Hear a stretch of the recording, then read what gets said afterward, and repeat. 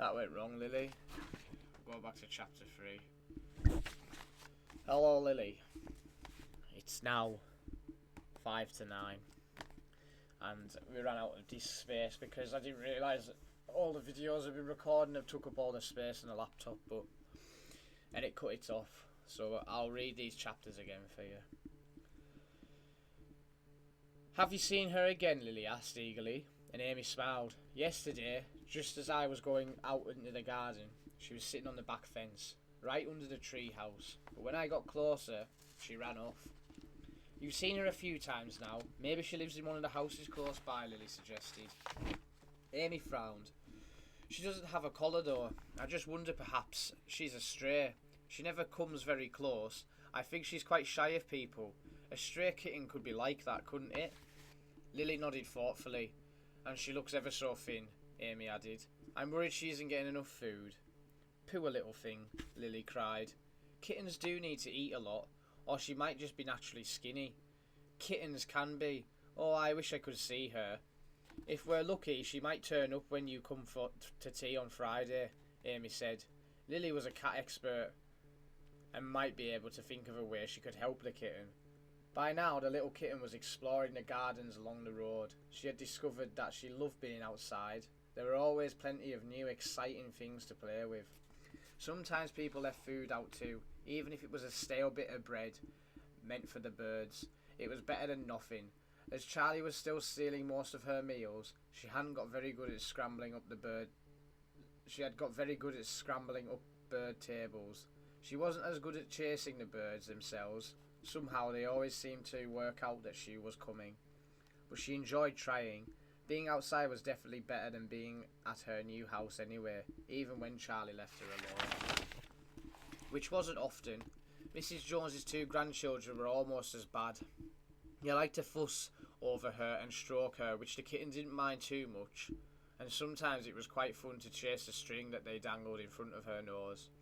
But they also kept trying to pick her up, which she hated, especially as they just grabbed her and hauled her along with her legs dangling. Even though Mrs. Jones had explained how to hold her properly, the kitten tried to stay out of their way. Puss, puss, puss. Where are you, Jet? Millie called. The kitten slipped quickly under the kitchen table, but it was an obvious hiding place, and the little girl crawled underneath to be with her. Jet's tail started to twitch nervously. Millie was carrying a handful of doll's clothes, but she dropped them to the floor and seized the kitten around her middle. Jet yowled, wriggling desperately to get away, but the little girl held her firmly. Millie then grabbed the doll's jacket and started trying to place one of her paws into it. You're going to look so pretty. Charlie is too big for all my doll clothes, but you're just the right size. The kitten scrambled frantically and raked her tiny claws across Millie's hand. The little girl dropped Jet in surprise, and the kitten shot out from under the table and cowered in the corner of the kitchen, hissing furiously. Millie howled, staring at the red scratch across the back of her hand. What happened? Sarah ran into the kitchen and Millie scrambled out from under the table. Jet hurt me, she wailed, holding out her hand. Jet did that? Sarah turned to stare at the kitten. Bad cat, you mustn't scratch people. She sounded really cross, and the kitten slunk guiltily out from under the kitchen to find Mrs. Jones, knowing that she would understand.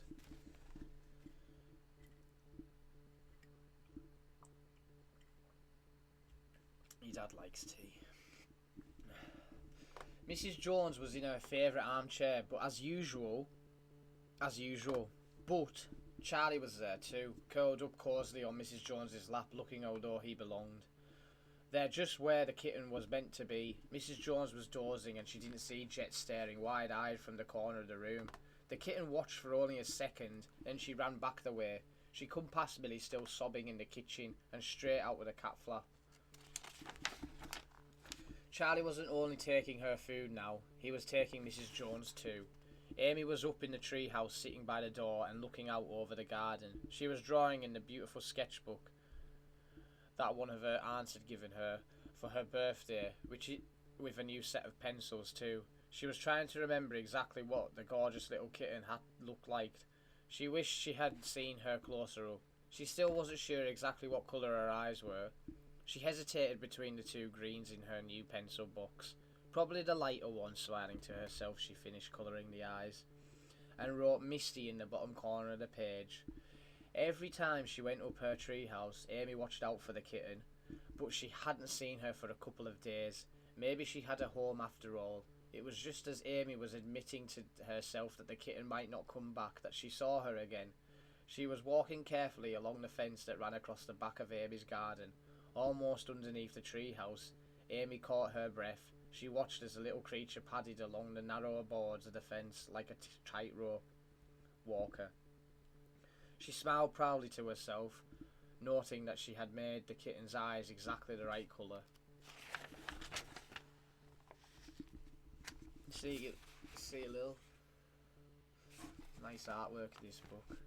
Puss, puss, puss, she called, very gently and quietly. The kitten looked up startled. She had been watching a white butterfly and hadn't seen the girl at all. She tensed up, ready to run. This girl was calling her like Millie had. Was she going to try and pull her about or dress her up in doll's clothes? But the girl didn't move. She was sitting up in a strange little house in the tree. Her voice was different too. Quiet her. She didn't make the kitten feel nervous like Dan and Millie did.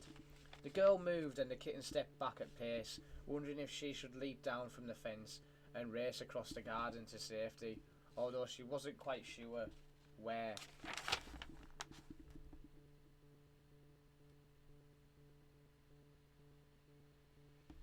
That was now. That Mrs. Jones wasn't hers anymore. But the girl didn't try to grab her. She just shifted herself so that she was perched on the ladder. Her arm trailing down the kitten looked up. If she stretched, she could just brush the girl's fingers with the side of her face. She could mark the girl with her scent. Her whiskers bristled. I don't know what them cats are doing, eh? They've carried on right through this book. She could mark the girl with her scent. Her whiskers bristled with surprise at the idea that she might make this girl belong to her.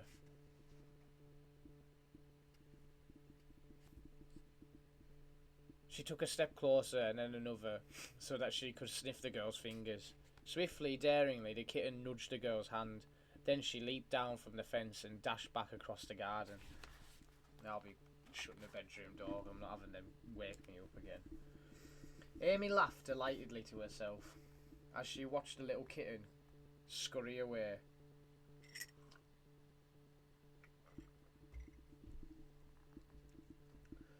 She could still feel the cold smudge of its nose against her hand. She came back. She whispered happily to herself. She gazed down at her drawing and sighed. Misty was so much prettier in real life. Amy was sure she was a girl kitten. She was so delicate looking, her fur was midnight black and glossy. Not the dull black of drawing. She was very thin though. Amy thought that she might even be thinner than when she'd seen her last week. If Misty was getting thinner, did that mean she didn't have an owner? Perhaps she'd get lost. Amy couldn't imagine anyone abandoning such a beautiful kitten. How could they?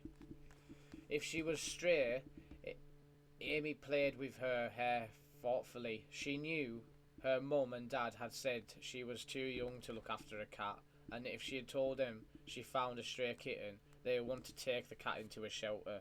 But now she had the tree house, her own special secret place, a perfect little house to hide the kitten in. Amy shook her head and sighed. It was only a silly dream, but dreaming was fun. Guess what happened yesterday, said Amy to Lillie. As soon as their mums had said goodbye at the school gate, she grabbed her friend's hand and towed her over to the bench in a quiet corner of the playground. What? Lily's eyes sparkled excitedly. The kitten came back again and I touched her. She came walking along our back fence when I was up in the tree house. She was really shy, but she sniffed my fingers and sort of nudged me. You know how cats do. Lillie nodded. Stella does that. It's really sweet. Oh, I'm so glad I'm coming to your house tonight. Maybe I'll see her too. The thing is, I definitely think she's gotten thinner since I last saw her, Amy sighed. I'm really worried about her. She looked up at Lillie. Do you think I should feed her? I know she might belong to someone else, but I just don't see how she can. She's awfully thin. Lillie was practically bouncing up and down on the bench. You should. You have to. But what are you going to feed her on? Amy smiled. When you come home with me tonight, do you think you could ask to stop at the pet shop so you can buy some cat treats for Stella? I've brought some of my birthday money. Lillie nodded eagerly. Of course, Stella really likes salmon ones. We should get those. Amy laughed. I'm not sure this kitten would care for the flavour as long as it's food. I'll tell your mum I need a couple of extra tins of cat food too, Lillie added. You can't just feed her on the treats. That would be brilliant. Can't just feed her on the treats. That would be brilliant, Amy told her gratefully. I can't wait to see her. Can we go up in the treehouse tonight and wait to see if she comes? Amy nodded. I thought maybe if I put some food out she might smell it. Good idea. We definitely need to get the fishy flavours then. They stink. My mum won't buy the tuna and prawn cat food. She says it makes her feel sick. A hungry kitten would smell it a mile off, I should think. Oh, Amy, this is exciting. Lillie gave her a hug. It's almost like you're going to have your own cat after all.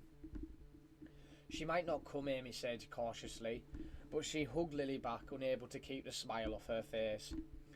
You definitely want this kind. Lillie took a foil pouch of cat snacks from the shelf. They smell really strong. The kitten won't be able to resist them. She placed the cat treats in her basket. I've just thought you'd have to give her a name. What are you going to call her? I named her the first time I seen her, Amy admitted. She's called Misty because I saw her coming towards me out of the mist. You see, she picked up a different packet of cat treats and added them to Lillie's basket. Let's get those too.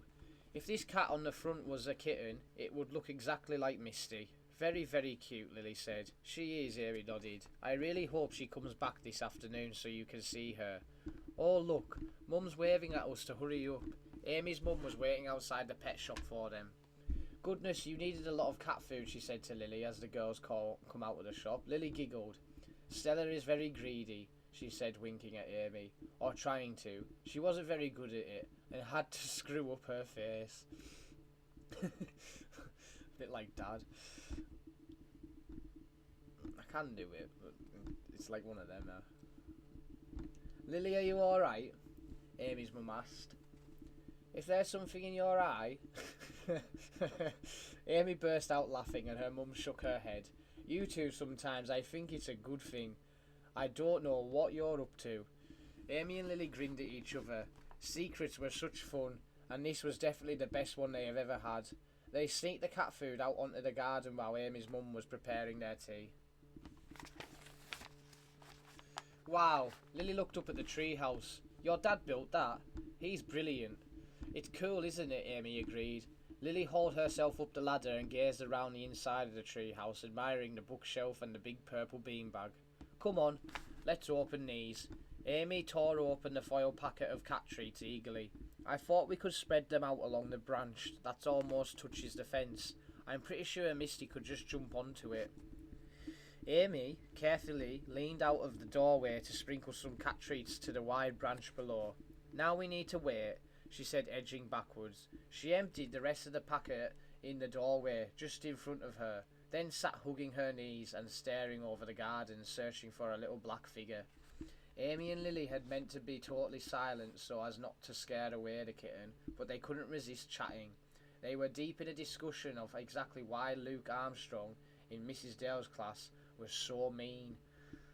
When Amy suddenly clutched Lillie's arm. Look, she ordered in a hissing whisper. Oh, Lillie gave a little squeak of excitement. Is that her? I think so. Amy leaned out to look further along the fence where the black shadow was clambering over the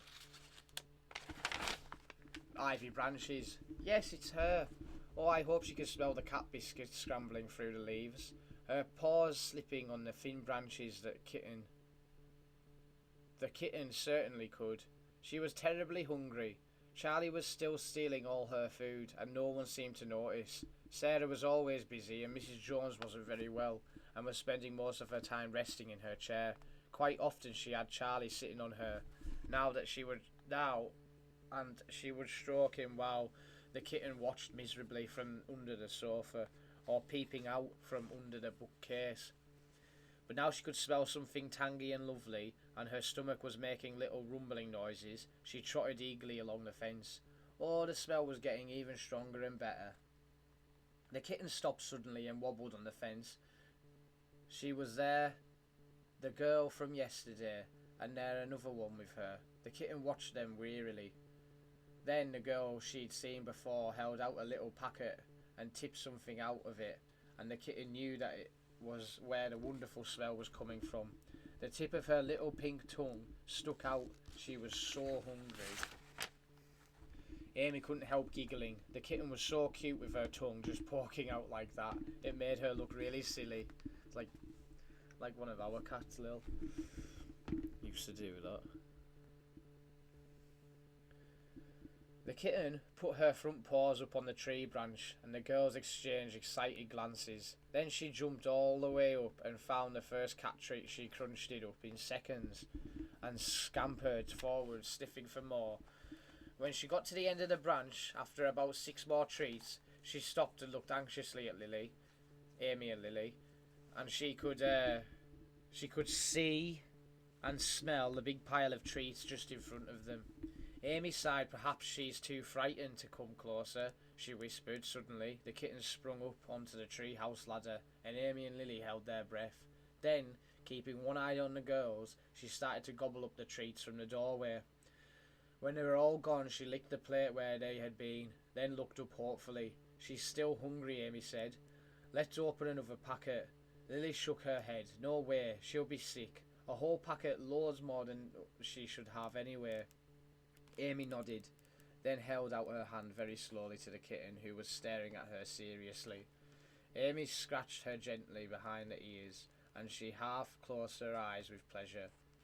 Hello, Misty, Amy whispered.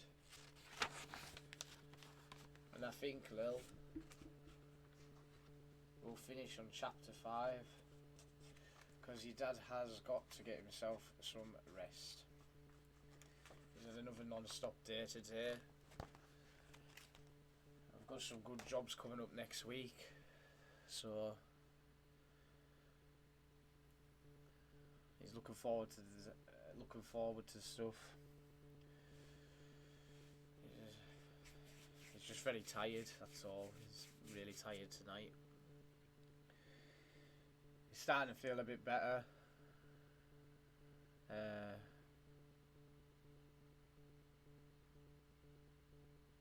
I haven't got like the illness anymore, but I am feeling a bit better now. I've been badly all week, really ill, and I'm just starting to get myself a bit better. Today was the first day I actually feel a bit better, so that's good. But I don't want to go on and on about me. I hope you're well. I hope you're snuggled up tight and warm and cosy, and I hope you have plenty of sleep, because you've got a lot of growing to do. And I hope you're all well.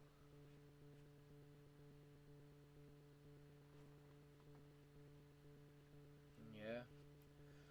Dad loves you lots. See you later.